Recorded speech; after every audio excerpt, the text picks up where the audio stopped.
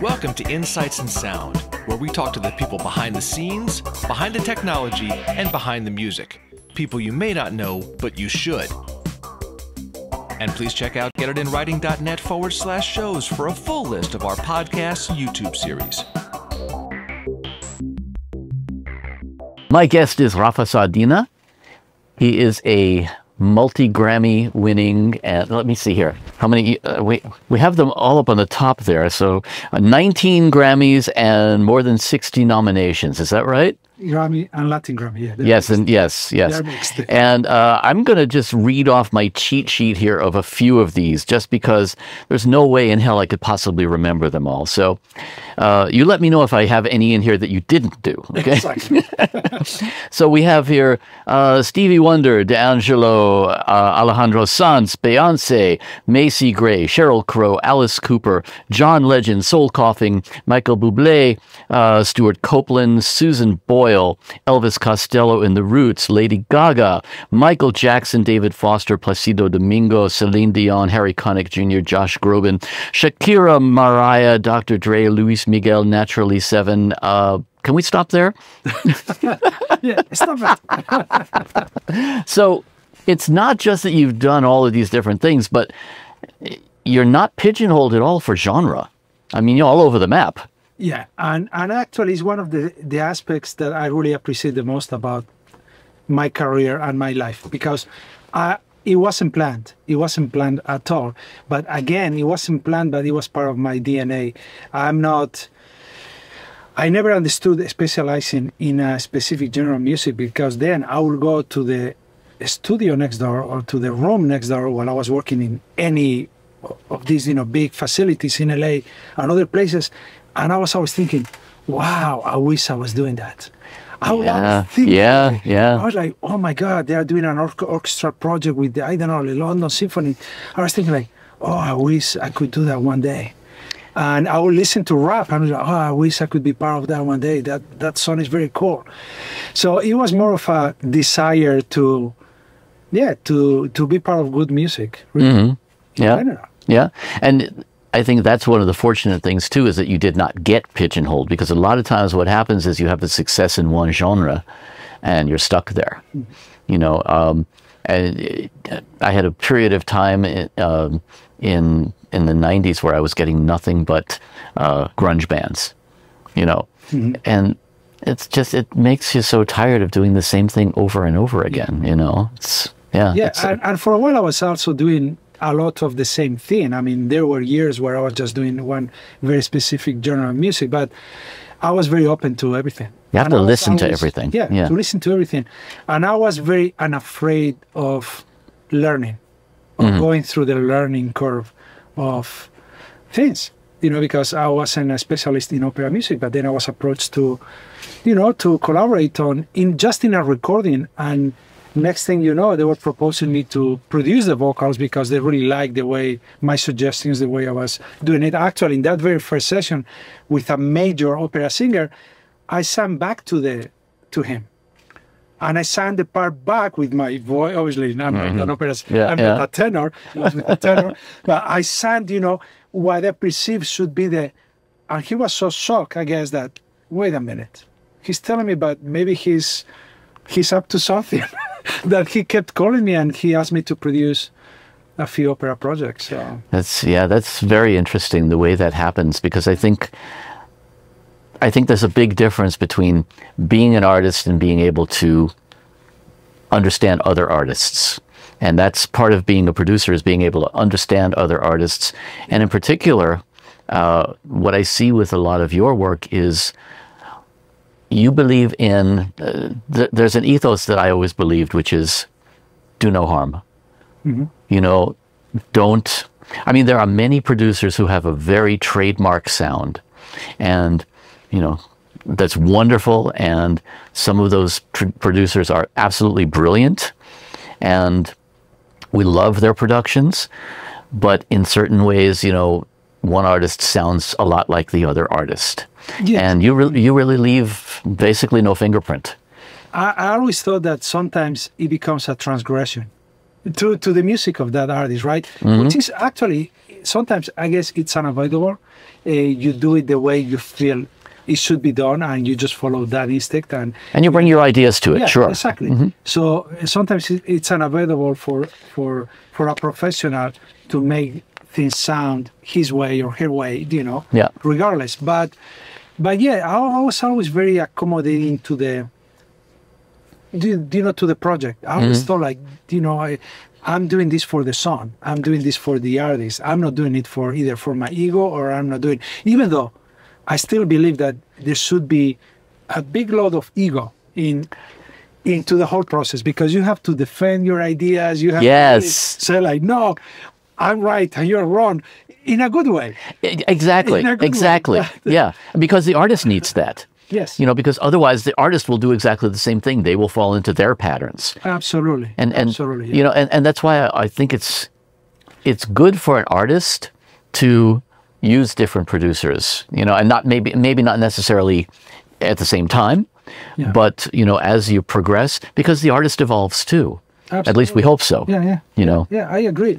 And I'm a big disruptor in terms of sometimes, being in the room, but just to open a conversation, not to either piss anybody off or derail the project or derail, somebody else's ideas, but just because it's needed, right? It's kind of like, why are we doing this? Like just that question, something, Yeah. Why are we doing this? Or why are we doing it this way? And you go, like, let's figure out some other way. And we go, wait a minute, we're already halfway through. What do you mean? But very often somebody needs to say it. Yes. And, on the one hand, I do believe the creative process is very fragile, and you have to be careful about how you present your ideas. But on the other hand, it's also really important to be able to say, okay, we went down this road, even if we went down this far, maybe we should think about, maybe the song needs a completely different tempo. Maybe it needs to open with the chorus, something that really just throws a complete wrench in the works. I love that, I've never been afraid of that. But at the very beginning, obviously, I was resistant to it, because obviously it opens a path to, to have doubts about the existing indecision, process, right? Indecision. Yes. And at the very beginning in my career, I was very afraid that will happen, right? I was very protective about it. And then one day I realized, wow, it's not that, it doesn't actually work that way. It's a big opportunity. It is. Much better things, Yes. To really push a project forward in a much better way. So, yeah, it's live and learn, right? Yeah. And the kind of things that worried me at the very beginning, now I see them as great opportunities. Just the other way around. Well, also it comes down to reading the room, reading the artist, and really understanding. One of the things that I discovered, especially when I started doing more interviews and panels and things like that, I started studying famous interviewers. And one of the things that I realized was there's something called choice mechanics. And what it comes down to is the answers you get depend on the words you choose to ask the questions. And it's the same thing when you're dealing with any kind of, when you say disruptor, any kind of controversy, so to speak, anything where you're pushing in a different direction. It comes down to, how do I present this in a way where we're all still pulling in the same direction, even if I'm going completely counter? Absolutely. And most often, your success doing so has to do with your tone, has to do with how, also the presentation in terms of your tone. Are you doing it jokingly? Are you doing it in a friendly, as a joker, but in a friendly kind of way? And also leaving an opportunity, a side door open for the opposing team, let's say, or the other person to actually, leave the discussion, in a very gentle and accommodating kind of way. Do you do that, or are you just cornering the artist into doing something and creating like such resistance? It all depends on what your goal is, but obviously, and who the artist is. Psychology is the most important aspect. It is. of our profession. Yeah. It is. And, you know, one of the things that has always fascinated me is you would think, or one would think, that the very strong-minded artists would be the ones who would really push in their direction. A lot of times they are the most insecure in certain ways. Yeah, they are. Yeah. Yeah, they are. Yeah. That has been my experience too. Absolutely. Over the Absolutely. years. Yeah. They are the most insecure, but they are the ones with the biggest, you know, usually the biggest levels of protection Yes. to protect that insecurity. Yes. But they only need like a little push, usually, just to open up, or, you know, the right kind of push, you know, to Again, the right kind of push, Yes. you know, to bring those barriers down and become totally vulnerable in a comfortable kind of way. Yeah. Yeah. And be like, wow, yeah, don't know what I'm doing. And that's the one thing that most people are very afraid of saying. I don't know. Yeah. And I use it a lot because very often I don't know. But I know I will know very soon. I know that I'm going to come up with the answer. And I remember even Rick Rubin saying it when I worked with him early in my career. And he would say very often, at the beginning, I thought like, wow, he doesn't know shit. That was my first reaction. He's even saying it, right? Yeah. No, but he knows a lot, but he didn't have the answer in that very moment. But the very instant the answer was floating in the room, it will be revealed to him before anybody else. Yeah. So, and I feel the same way now in my career. You know, very often I'm working, even when you are working in the technical side of things, or no, it's not just technical, it's creative. You know, you're mixing and you start something and go like, wow, I really don't know what I'm doing. I really don't know what it's all about. And all of a sudden, everything makes sense. You know, something clicks, and next thing you know, you come out with great ideas. You transform the mix into something that you really love, and that's it. It just happens like magic. So you don't have to worry so much about how you get your creative process started. You have to just be confident that things are going to be revealed to you by the music itself. It's not. Yeah. No, it's interesting you mentioned Rick Rubin. I assume you read his book. Yeah. And so he voices something in the very intro of the book that I thought that really resonated with me, which is the idea that we have this almost collective unconscious that is shared, and the ideas are just out there floating around, waiting for the right channel to come out. And if you try something and it's not necessarily working, well, maybe it just wasn't the right time, or you weren't the right vehicle. And you know, if somebody else comes up with that idea, it's not that they stole it from you. Exactly. You know, it's that, okay, they were the right vehicle at the right time. Exactly. Yeah. It wasn't for you. Yeah. It wasn't the right fit for you in that very moment. Yeah. You know, it was for somebody else. And that goes, I mean, even to life in general. You know, a lot of times we compare ourselves to other people.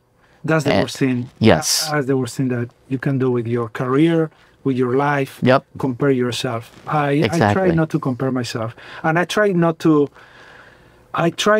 position myself in a competitive kind of way. That's not what I want. I don't want to be there like saying like, oh, I got more number one hits than I have more top 10, I have more gold records than I have I don't even know what other people have. I know people I admire. I know who they are, and I know why I admire them. And it's usually linked to a very specific piece of work. It's not linked to their awards. It's not linked to their gold or platinum albums. Yep. It's not linked to any of it, and it has never been.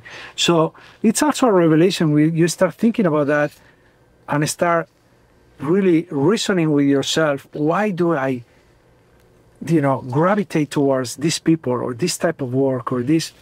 And it's never about the achievements.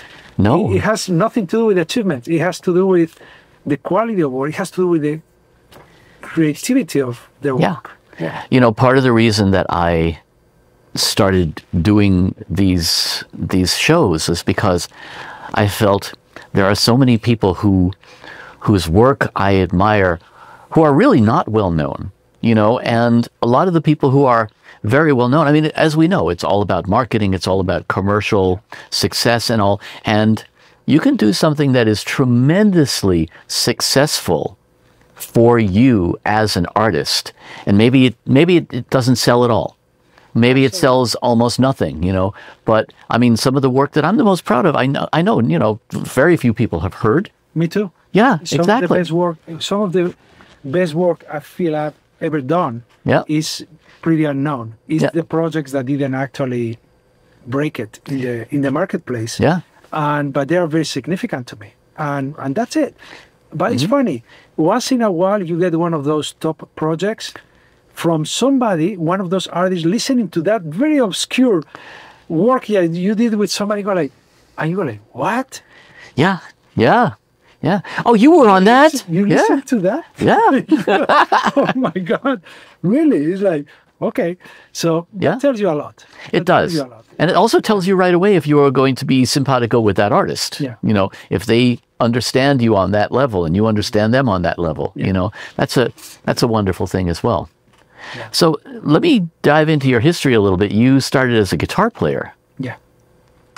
And did I see something about medical school? I went to medical school, I did 4 years, almost finished 4 years. Really? Medical school, Uh-huh. Yeah, but I was still linked and connected to music. I was thinking music 24/7. So those were actually pretty hard years because I was working on my musical journey, but more from a musician standpoint and trying to be an artist, but also loved the technical side. So I was doing a little bit of both. I was gravitating towards soundboards, you know. The left brain, right brain thing. Yeah. Uh-huh. I was, changing sound, and I was, I was the one always tweaking the knobs, when we have, when the band met, I was the one like tweaking the knobs for some reason. I don't know why. Uh-huh. And I think it all started when I was 13 or 14. We had a pirate radio station. A few friends of mine and myself, we opened this. Uh-huh. We had a couple of turntables and cool. We got into this attic, this small town, coastal town, and we started like broadcasting and doing those kind of things. And we'll get like shut down like every few weeks or something. They'll figure out, they look for you and they know where you are. I mean, of course. Trace it and we'll open in a different place but it was fascinating. I was already, starting to tweak and doing mixtapes and doing this and doing that. And so those were my first real, hands-on experiences with equipment, that kind of equipment, even though I was already tweaking my amp, things like that, but more of audio equipment. Uh-huh. And then when I was 16, I attended my first real recording session. And that was mind-blowing. It was in the city of San Sebastian, northern Spain, and I was like, wow, with a real board, real tape machine. I want to drive that. Wow, I know that feeling. Yeah, yeah, and that's, I mean, also because when you're in that situation, it's not just that you see all the technology, but you see how the magic comes together, and you see how one of the things that I am always fascinated by is how the musicians act differently when they come into a studio, as opposed to when they're at a gig or something like that, a rehearsal. All of a sudden they come into the studio, it's like they walked into church, oh, well, okay, anything you say, you want me to turn it this way? Yeah, I mean, and it's always so funny to me because, yes, it's earned, I mean, we earned this by the fact that they know that, as soon as I plug in my instrument, it's going to sound really, really good because you're going to make the magic, And, it's also, it's an experience for a lot of musicians because if they're playing together in a band, the first time they may be really hearing what the other ones are doing, Absolutely. It actually fulfills many aspects of that kind of discovery within a band, right? Yeah. What they actually do and how good they are at it, right? Yeah. It's kind of like that's when they actually can recalibrate all of their expectations, right? Yeah. They go to the studio for the first time, feel like, oh shit. Yeah. Or, it's either worse or it's much better. They fit. You know? Sometimes they break up. Sometimes they, yeah. You know. So let me ask you, because you came up in a band. You came up in an era where you're producing a lot more live stuff, and now we have a lot more in the box, but more importantly, we have a lot more music creation that is not done ensemble. Does that change for you the creative process? It does change the creative process because it's a very fragmented way of looking into an arrangement. For starters, you know, the most important thing when you start working on a song, other than the structure and those, you know, basic decisions, is the arrangement. Actually, even the structure of the song is obviously is the basic part of the arrangement, and that's the aspect that has become fragmented, because when you are working that way, you are arranging and rearranging every time you have a musician collaborating with the project. You work with the guitar player, you know, as I said, you know, not cohesively in the same room or with everybody in the same room, but in a very disjointed kind of way, and the songs come out differently. Yes. They do come out different. Yes. They do come different. I'm not saying it's better, it's worse. It is different. Like the same way I'm not saying analog is better than digital. And well, I'm a very hybrid kind of person in my way of thinking. Sure. With music, with technology, with all of it. Yeah. Because it's all valid. Both sides bring opportunity, and both sides are valid. Both points of view are valid. But obviously, having been brought up from the analog years, I have a different perspective in terms of the big picture. Yeah. Which is, I recognize that every person that has come from that generation, they have a much clearer bird's eye view of things. Yes. Because we can calibrate expectations with our experience about how will it sound if it was done with an ensemble. You're kind of like faking it in your mind what your even non-assembly process is working. And you start like waving things in a different kind of way. You start like creating a space for music, you know, within the arrangement in a different kind of way. While I see that young people that come out this way, very often is the kitchen sink concept. Because they can. And because we have, that concept, because there are no limits to anything, and they don't understand, from the get-go, they don't understand the value of space, of silence within an arrangement, right? Yes. Space, silence within an arrangement. And that's, I realize of that with my work as a mixer, not with my work as a producer, but with my work as a mixer, because I receive projects from all walks of life, producers, old school producers, new producers, young guys who have never done it before, and then they have a hit and they become hot, and you know, you start working with them and you see how different the process is, how completely different it is, and how much more you have to do in the mix, usually. Yes. You know, it's interesting. There was a book that I read many years ago about it. I think the title was The Power of Limits. And it applies to all of the technology. You know, when we had a limited number of tracks, when we didn't have the ability to time stretch or to tune or any of these correctable kind of technologies, you had to do certain things. You know, you had to, number one, commit to certain things. And you also had to take equipment and use it for whatever you wanted. You know, you were taking the equipment and you were making it do what you wanted for the song, as opposed to basing the song around what gear do I have, what keyboards do I have, what tools do I have. Yeah, absolutely. And that was one thing I was going to add. You know, that limitation actually is. Those limited years are a big advantage, because we have usually, you know, people that come from those years, we have a bigger power of decision. You know, we're more decisive with what we do. I have no problem comping something as we go. Yeah. No problem. You Yeah. know, I just do it on the spot. I don't leave it for later. I make the decision right now. Yeah. I Yeah. just get it done. I know what I want. When you're recording, same thing. You're recording for the mix. Yeah. Yeah. Exactly. Exactly. Yeah. And you don't become a good, even you don't become a great recording engineer until you have been forced to mix a lot of music. And Yes. you know what you're up against. You know what the final goal is. And you don't become a great mixer until you have produced something and you assume that responsibility.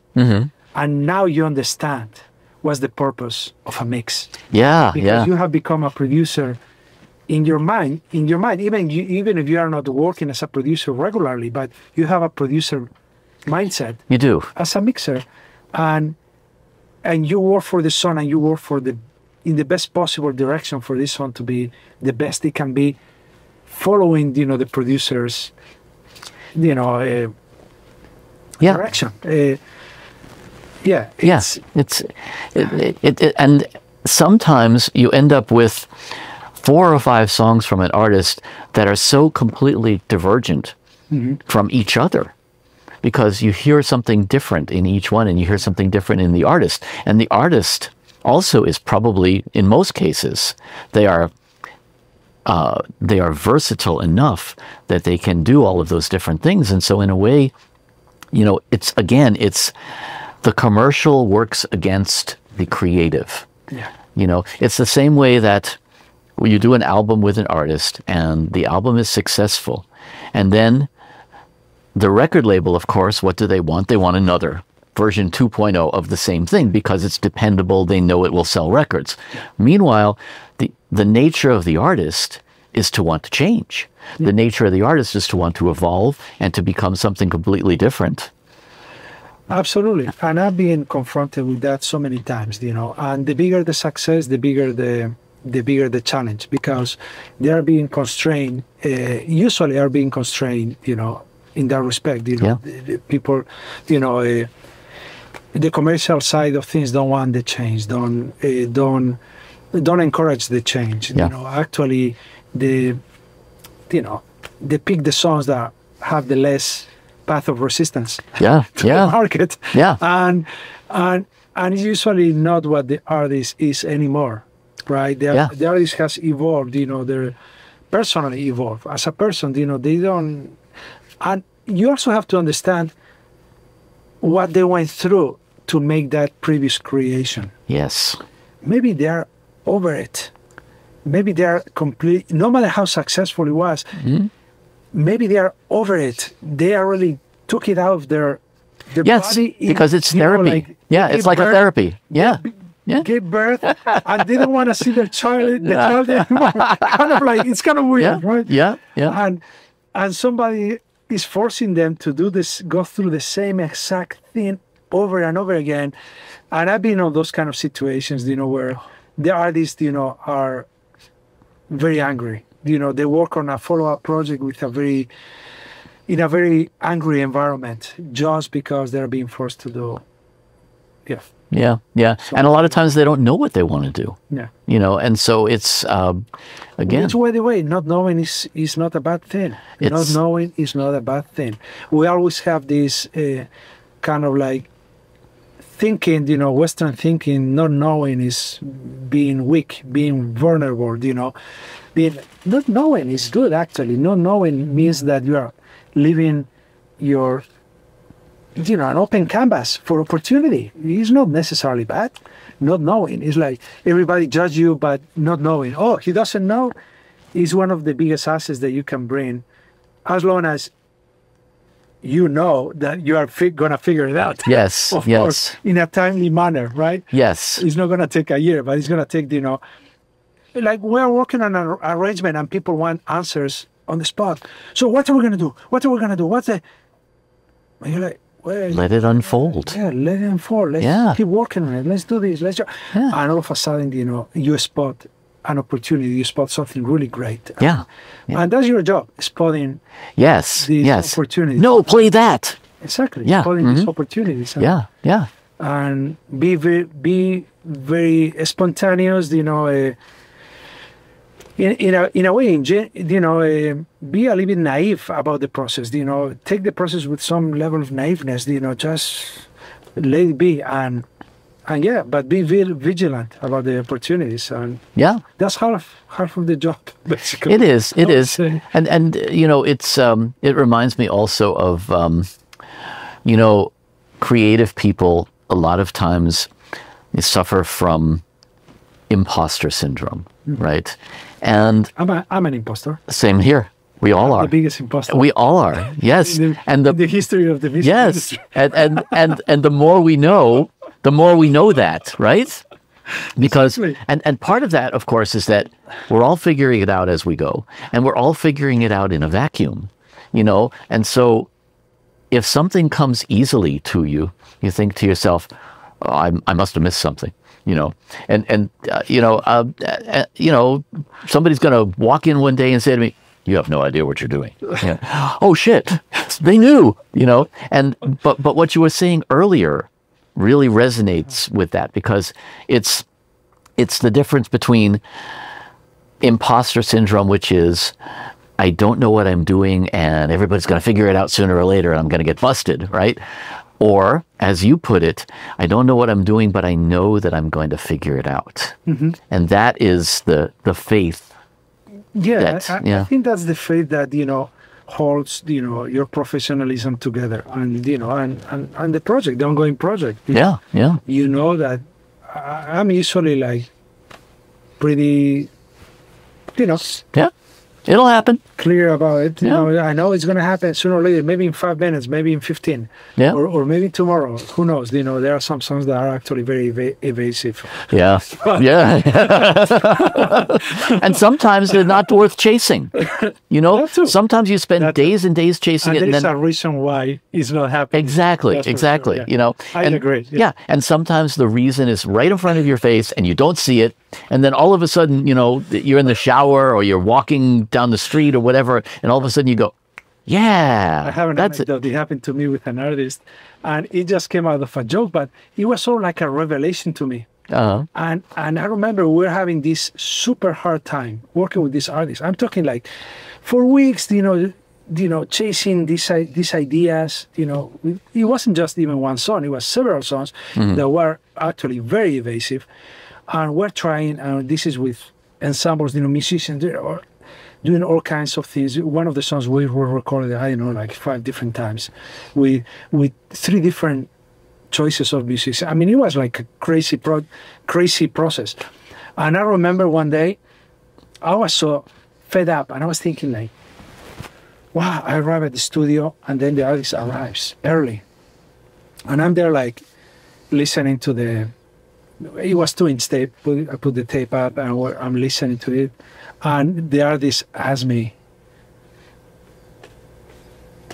man, listening to it, what will you do?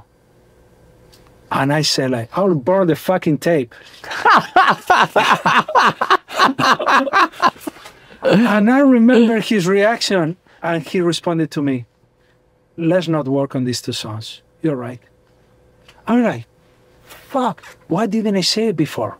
That was actually how I had been feeling for several days. But I had this kind of over respect, for the process and the artist. And I wasn't actually voicing how I was really feeling about those songs, how good they were, really. It was had to do more with how good they were. Yeah.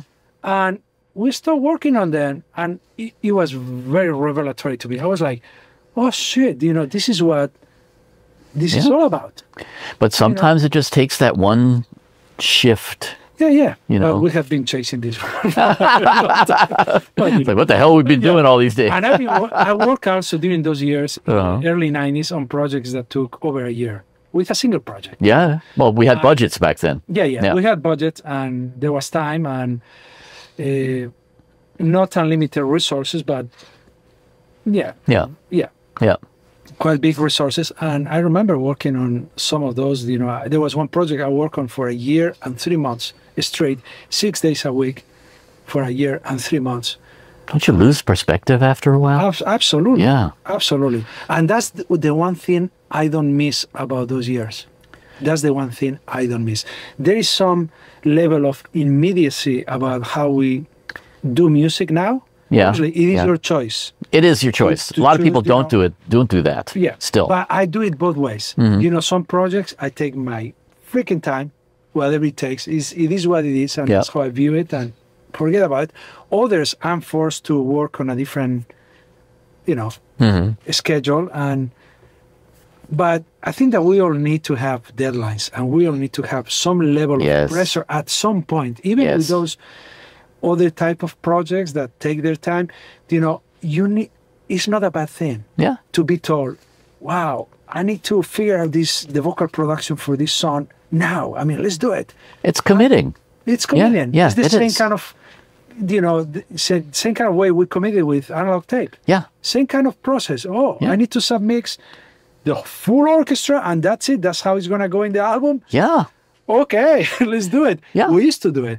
The horn section, 3 passes, we have to bounce it back to the other analog tape, maybe split it into, 2 stereos, submix the whole thing, and then use 2 different sets of buses, and do the closed microphones, and then the other 2 are just the ROM, so you can even further balance in the mix, but it just took 4 tracks instead of 20. Yeah.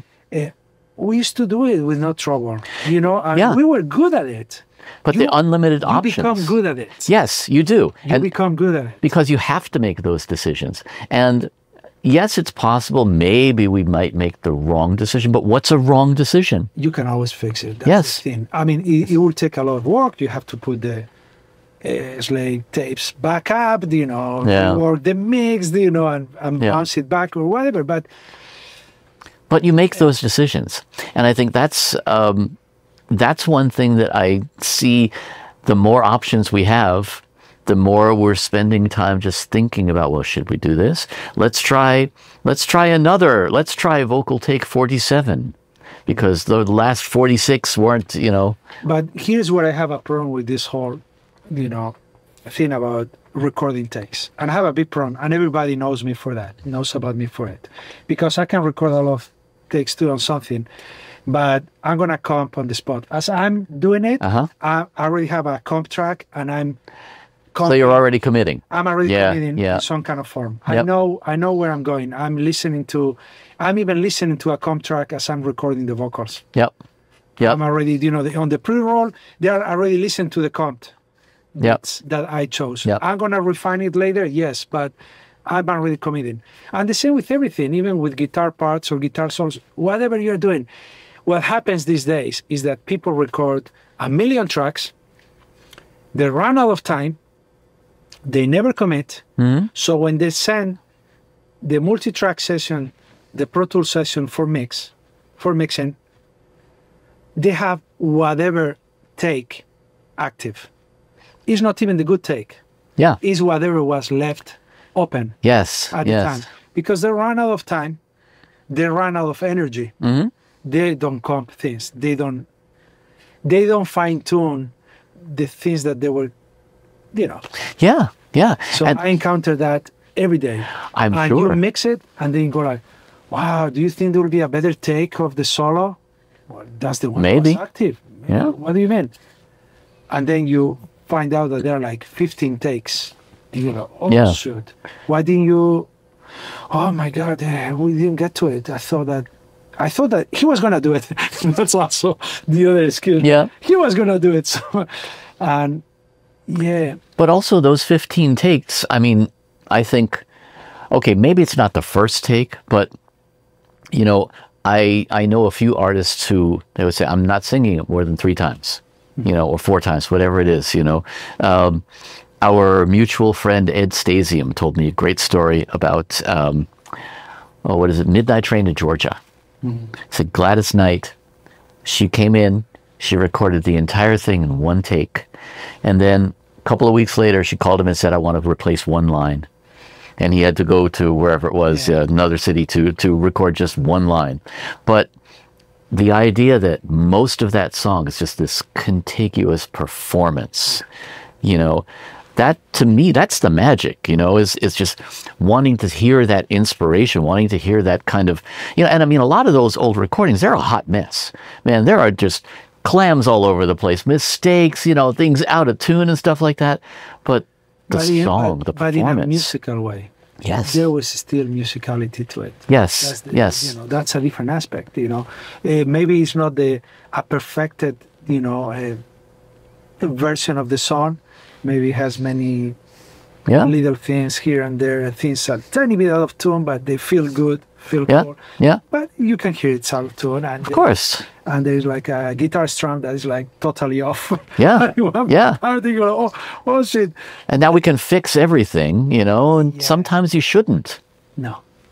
You know, the moment I'm actually going through that with a project I'm working on, and some of the songs were actually beat to perfection in such a way that you listen to some of the rough mixes before the fine tuning, and they feel better.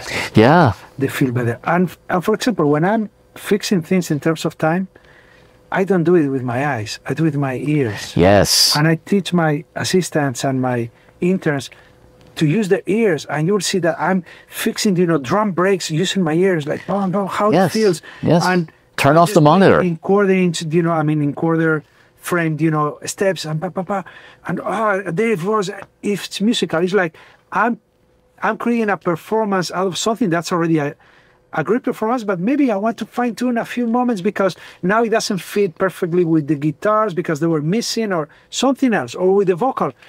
But I do it using my ears, and people concentrate too much on the grid, on the lines. Oh, it's not on the grid. But how does it sound? But it feels good. Something is wrong. They think the other way around. It's like, no, just the opposite. You know, it doesn't fit the grid, but feels good. So be it. It's good. You know, I used to tell my students a lot of times, when you're mixing, close your eyes and listen. You know, because we are so distracted, and not just by the visual on the screen, but even by anything else, you know, and if you turn off those other senses and you listen, I think you get a completely different picture. No, I agree. I totally agree. Yeah. When I'm mixing, I get in my own zone, you know. Yeah. I don't even want to be talked to, you know. I don't want to me, it's a big distraction, you know. For example, I'm mixing, I'm in the zone, I'm doing my thing. Somebody talks to me, and then I know I lost 15 minutes. The next 15 minutes, I'm like, I'm got to re-enter. Pull me out. Re-enter the zone. Mm-hmm. And it's that moment you're in that zone and you know exactly what you're doing. You know, I mean, things are just happening. Yeah. And the same with working on music. Same way, you know, you're working on an arrangement, and it's the same kind of process. So I always, you know, young people, you know, new people, I always teach them about reading the room, reading that other person's personality, and knowing when to talk.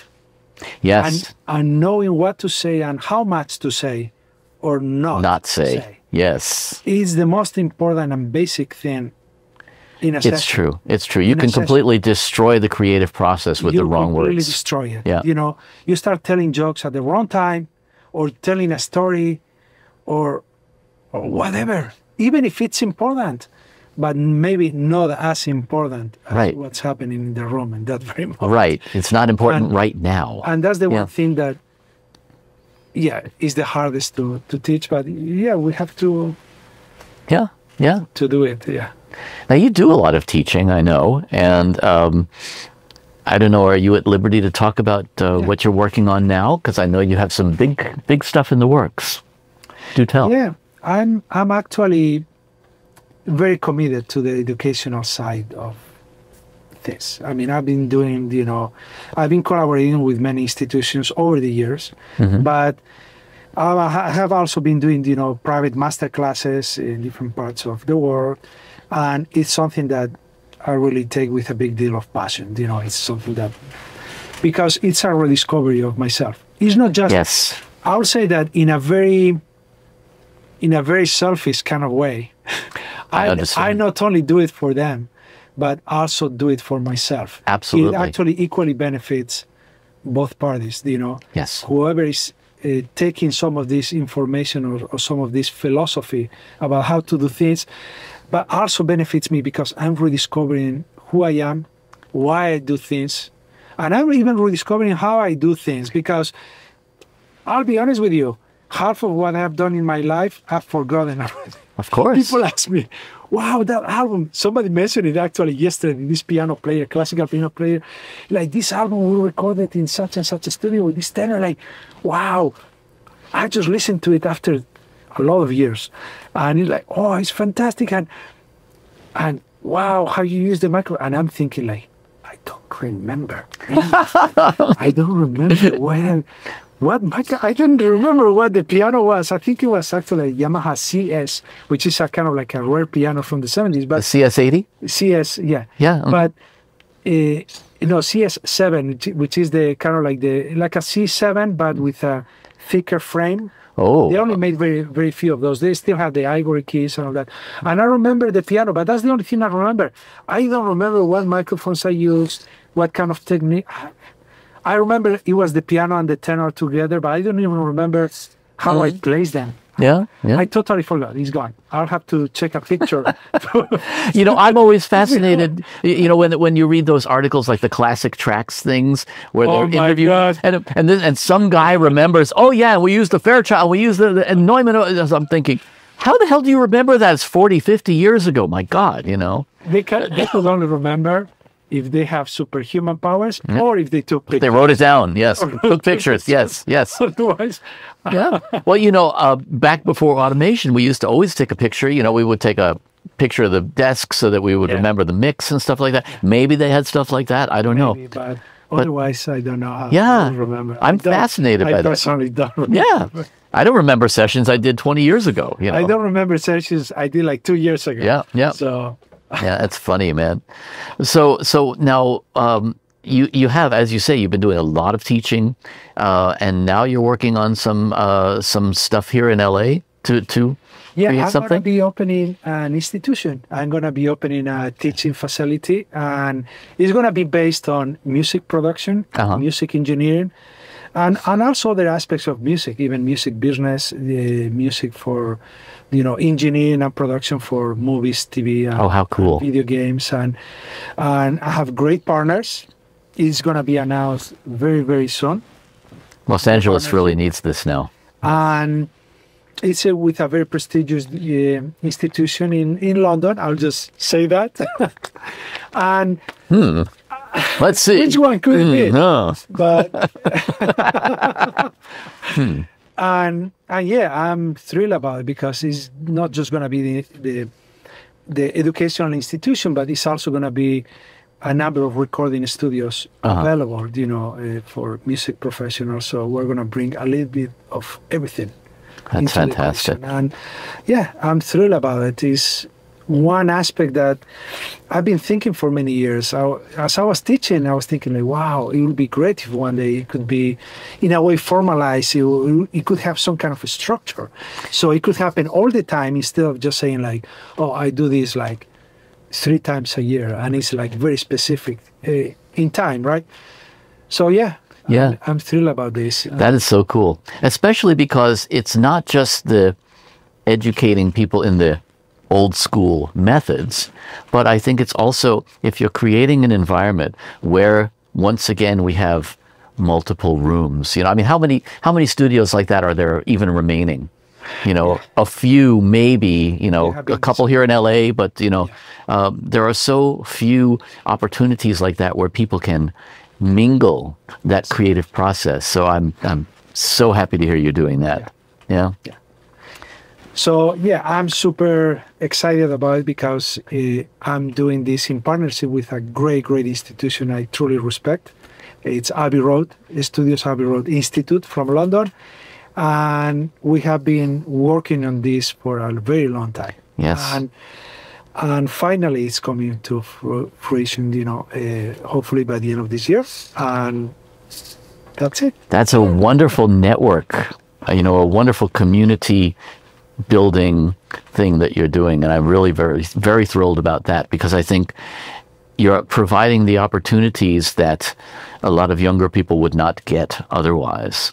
And I think that, we really want to base it, like you mentioned earlier, it's not just the techniques that you use. It's not even just, the fact of being able to have a communal experience, like people exchanging ideas. That concept of being in a shared environment where people can actually nurture from each other's ideas, from everybody's ideas, and grow even much faster, as a professional.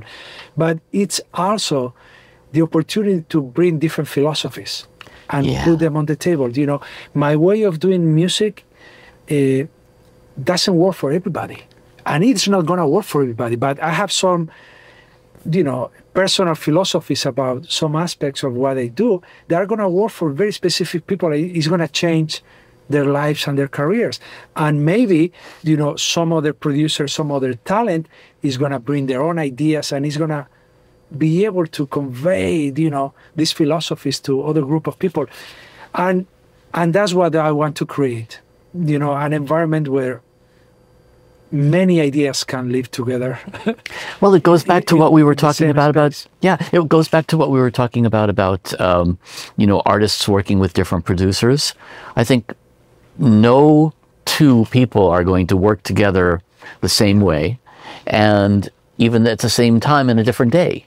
So absolutely. Being able to even in a session, they take before lunch and they take after lunch. You go like, wow, what is this? Is this a different band? Yeah, exactly. Where are those guys that were here before? Yeah. What did you smoke during lunch? Yeah, but and everybody goes like, everybody swears, I'm playing the same. Yeah, exactly. Listen to this. Yeah. You play back like, nobody's playing the same. Yeah. What is this? And sometimes it's little stuff that you can't even really identify. So much of the creative process is intangibles. Yeah. And that, to be able to teach that, you can't just write it in a syllabus and say, this is what we're going to learn on day 4. You have to really just, a lot of times, have those situations come up. Yeah, exactly. You have to do it. Yeah. You have to learn by doing. And that's the other big philosophies of our program. It's all going to be hands-on. Cool. It's 24/7 hands-on. It's not like you are just in a classroom and taking a lecture, and then maybe some other day you're going to experiment with it. No, as you go, even every alumni is going to have their own workstation. Right. Yeah. Yep. Everybody's going to be able to apply what's being taught, or is going to be able to try something, or is going to be able to perform if they have their own keyboard or they have their own instrument, So I think it is very important, because you only consolidate your ideas, even the ones that work. You only consolidate them by doing, and failing. Yes. Which is the unspoken, aspect of what we do.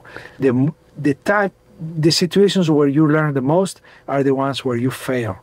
You go like, oh damn, I tried this, it didn't work. Yes.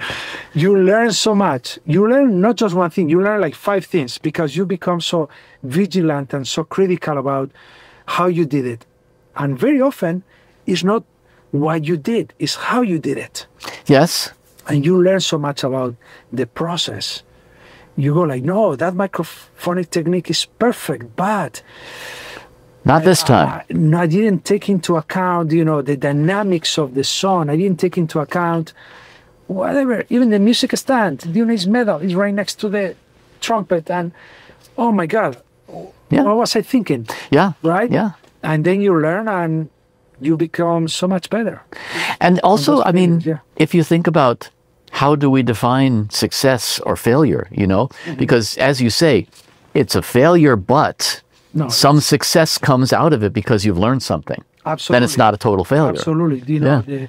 The very critical moments in my career that led to my success, if you want to call it that, to become, an in-demand professional, had to do with failures, had to do with things that I tried and didn't quite get it, and then tried differently, and then I learned what was failing. Because at the beginning, you didn't even know what's failing. You don't know what's wrong with it. Yeah. And yeah, and as a student, you have to go through the same thing. Of course. And you can only try by doing and being hands-on. Yeah. Yeah. So let me conclude with a question I usually ask people to conclude with here. You came up in a completely different era, and now you are teaching younger people, and you're teaching them with completely different technology. You're teaching them in a time when the way we consume music and create music, everything is different. What would you tell 15-year-old you coming up now? To actually be more unafraid of failure earlier on in my career. Not to be so, not to take it so personal, or not to take it in such a depth, failure. I remember it would have allowed me to grow so much faster, or to recognize the path so much faster. I think that we have to be very permissive with ourselves. We have to be more permissive, We have to allow ourselves to fail and to learn quickly. I mean, I'm not saying that you have to stay in failure, but you have to learn fast. But yeah, give yourself some room. And also, allow yourself to change your career path if needed. Many people don't realize that what they are aiming for is not exactly what's in the cards for them. Yes. And they will be much better at something else if they give it an opportunity. For example, I had some interns that just wanted to be mixers. They wanted to be mixers, and they were actually amazing programmers, or they were amazing arrangers. And I had to tell them, straight, why don't you try also doing equally? Try both things. Don't just try to be a mixer. I can feel that you're miserable. Just mixing. Just mixing. Yeah, I don't know what's happening, but it doesn't feel right. Yeah. And yeah, two of them actually became very successful at doing something else, not just mixing. So also allow yourself to be more eclectic in your career path, choosing your career path. Don't just say in a stone like, I'm going to be a mixer, or I'm going to be a producer, or I'm going to be... Yeah. What's that old saying? Life is what happens when we're busy making other plans. Exactly. Yep. That's how it True. goes. Yeah. Rafa Sardina, thank you for being my guest. Thank you. It's been a pleasure. So much. Absolutely. Thank you. It was great. Thank you so much.